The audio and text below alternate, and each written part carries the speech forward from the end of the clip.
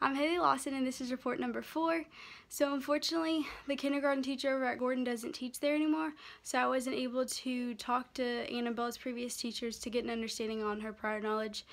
But I was able to discuss with Miss Ford, her current teacher, and she explained to me that in kindergarten, the teacher did more maintaining and caring for the students versus teaching, because she really didn't have time to teach. She was too busy taking care of students and cleaning up after them, because a lot of the students actually would use the restroom on themselves every day. And so this resulted in the first graders coming in really low, my 2D included.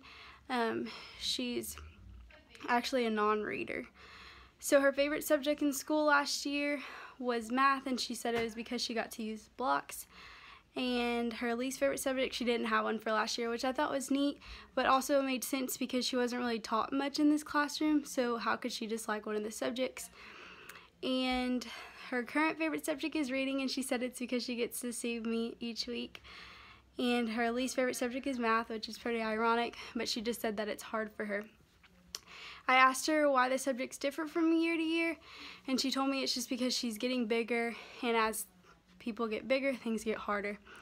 I asked her to brainstorm some ways that math could be more fun for her, and she said if they would play more games and do less worksheets. So this made me see that she works better as a kinesthetic learner. And some of her hobbies, she doesn't really have hobbies. She does have an interest in cats and taking care of cats and things of that sort. So I think the prior learning or skills that could cause her to be good at this is she's just very sweet and caring, so this helps her to enjoy to take care of her cats.